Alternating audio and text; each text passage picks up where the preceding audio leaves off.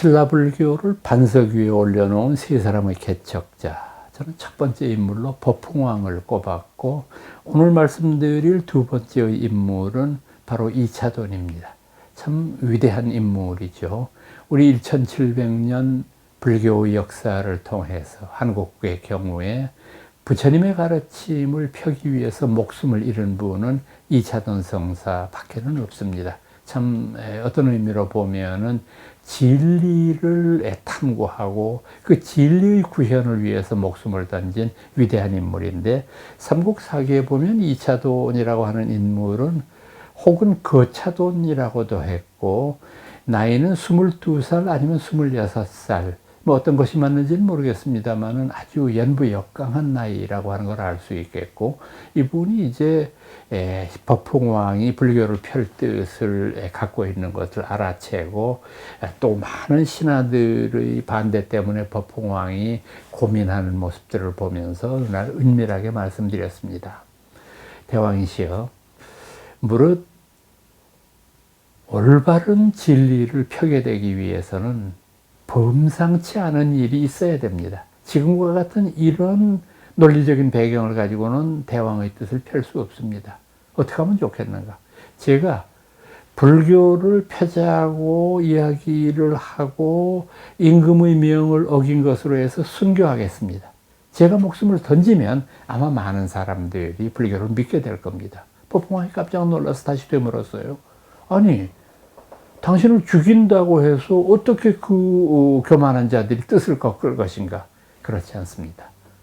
모든 일에는 비범한 일이 있어야 비범한 결과가 나타나니까, 하늘도 저의 이 순교의 뜻을 알고 천재지변의 기이한 일이 생길 겁니다.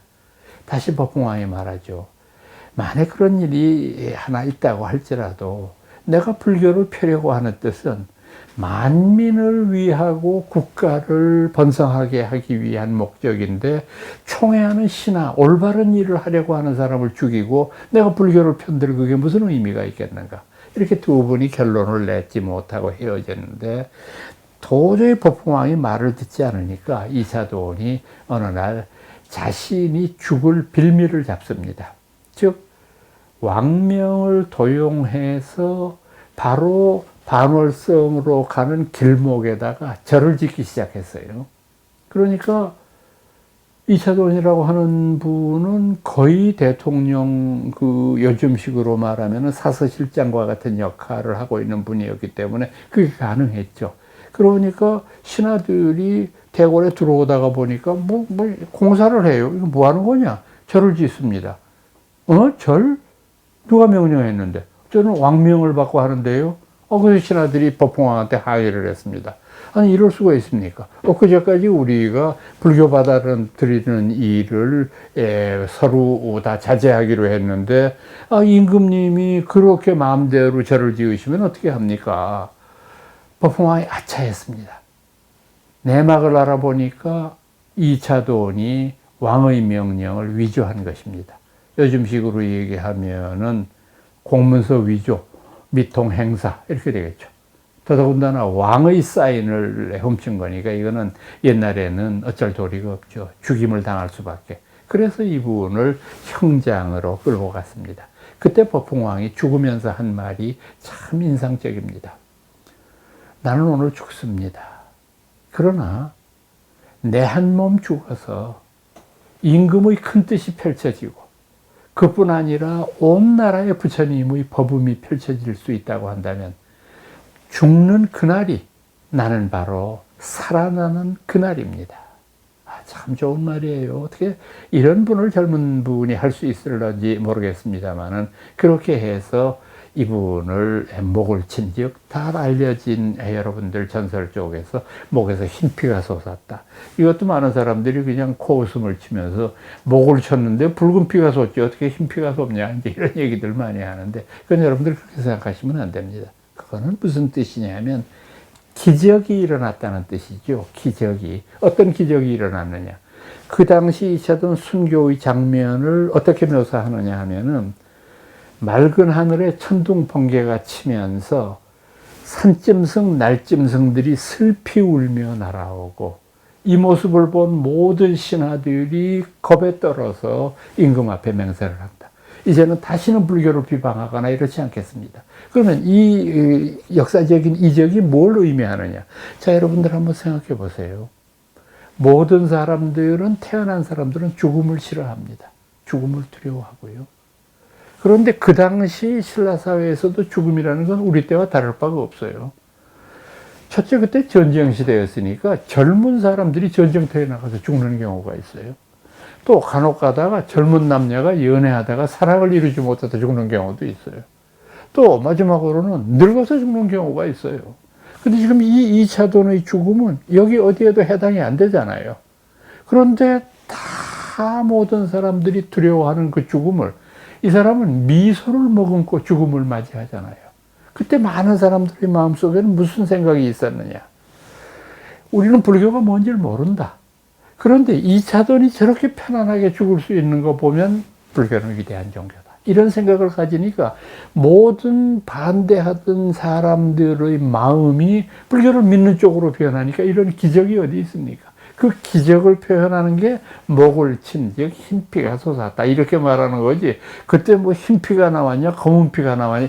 이거는 상당히 1차원적인 해석이라고 볼 수밖에 없어요. 자, 그래서 2차돈 성사의 죽음이라고 하는 것이 참 이렇게 우리들에게 많은 감명을 주고 있는데, 2차돈 성사의 순교비가 지금 국립경주박물관에 보관되어 있죠. 돌로 만든 작품인데 목이 떨어져 나가는 그런 모습이 참 아름답고 처연한 그런 모습으로 남아있고, 그 분의 돌아가심을 굉장히 슬프게 여기고, 또 찬탄한 시가 삼국유사에 남아있죠. 일현선사의 글귀에는 이런 것이 있습니다. 순의 경생 이족경, 의로움을 위하여 삶을 가벼이 여기면 오히려 놀라운 일이건만, 천화백유 경다정, 하늘에서 꽃이 뿌리고 목에서 흰피가 솟았다 하면 오히려 다정하구나. 아연일검 신망후, 어느덧 한 칼에 몸이야 쓰러졌건만, 원원종성 동제경, 집집마다 울려 퍼지는 쇠복소리는 서랍을 장안을 뒤흔드네. 좋잖아요. 이런 아름다운 그 찬탄의 시를 남겨서 굉장히 2차돈 성사의 죽음이 의연하고 훌륭했다라고 하는 것을 말해주는 부분인데, 저는 오래전부터 2차돈 성사의 처현 장소가 어딜까 하는 의문을 가지고 있어요. 그건 뭐냐면은 삼국유사에 어떻게 기록이 되어 있느냐 하면은 2차돈 성사의 목을 친즉 목에서 흰피가 솟았고 그 성사의 목은 금강산에 나가 떨어졌다. 이렇게 되어 있어요, 기록이. 이 금강산은 북한에 있는 금강산이 아니라 신라가 삼국을 통일하기 이전의 소금강산, 지금 경주의 황성공원에서 조금 남쪽으로 내려다가 보면 백률사라는 절이 있어요. 아주 좋은 절입니다. 이 백률사에 모셔져 있던 거대한 약사열의 상이 지금 국립경주박물관에 모셔져 있는데, 이 백률사의 뒤편이 저는 그 어른의 사형 집행장소였다고 생각합니다. 왜냐하면 제가 이제 그 젊었을 때 상당히 그 경주에 오래 머문 적이 있었어요. 공부하는 것을 위해서. 그래서 경주 남산을 답사하기 위해서 2달을 남산에 텐트를 치고 살면서 그 일종에 있는 많은 유적들을 실측을 하고 조사를 하고 사진을 찍고, 그래서 이제 그걸 제가 신라의 폐사라고 하는 제목으로 일지사에서 간행한 적도 있고, 이제 이러던 차에 백률사의 뒷계곡이 별로 높지 않아서 이렇게 그 일대를 돌아다니던 중에 아주 우연하게 마애불상을 조그마한 걸 하나 발견했어요. 바위 위에 이렇게 세워놓은 이렇게 마애불인데, 특이한 점은 뭐냐면 이 부처님의 모습이 바라보는 데가 어디냐면 북쪽이에요. 이런 경우는 없거든요. 불상을 안치했을 때는 동쪽이고, 또 백과양보하면 남쪽일 수는 있어요. 근데 북쪽은 죽음을 상징하잖아요. 근데 왜 북쪽에 있느냐? 저는 무릎을 쳤어요. 아, 이게 아마 이차돈 성사를 처형한 장소이기 때문에 북향의 마해부를 놨을 수 있겠구나 하는 생각을 했어요. 그래서 아마 여기가 이제 이차돈 성사의 순교 장소가 아닌가 이런 생각을 해보고 있고, 발굴을 아마 해봐야 되겠죠. 본격적으로. 제가 이렇게 추측만 가지고는 발굴할 수 있는 게 아니니까. 다만 그때 아무런 장비는 없었습니다만은 짚고 있었던 어떤 스틱 같은 걸 가지고 땅을 조금씩 파다가 거기서 조그마한 부서진 기와장 하나는 주워왔어요. 거기서 하나 주워온 적이 있는데, 그것은 한번 우리들이 해명해야 될 그런 중요한 근거가 아닌가라고 생각을 하고 있습니다.